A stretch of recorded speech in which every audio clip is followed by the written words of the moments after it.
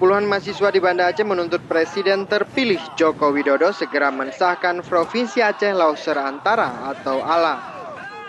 Mahasiswa menilai pembentukan provinsi baru sangat mendesak karena pembangunan Aceh saat ini hanya terfokus pada wilayah timur, sedangkan wilayah tengah, barat, dan selatan masih tertinggal jauh. Mahasiswa yang tergabung dalam gerakan Rakyat ALA Merdeka menyampaikan orasinya di Bundaran Simpang 5 Banda Aceh. Koordinator aksi Budiman menyebutkan, konflik yang dipertontonkan Gubernur dan Wakil Gubernur Aceh selama ini telah mengabaikan hak-hak rakyat Aceh. Pembangunan infrastruktur di wilayah tengah, barat, dan selatan Provinsi Aceh masih tertinggal jauh dibandingkan wilayah pesisir timur. Mahasiswa juga menuntut anggota DPR RI dan DPD asal Aceh segera membahas dan memperjuangkan Provinsi ALA. Gubernur dan anggota DPR juga diminta memperhatikan kepentingan masyarakat di wilayah Kabupaten Aceh Tengah dan Aceh Tenggara. Dari Banda Aceh, Taufik Lana melaporkan untuk Aceh Video.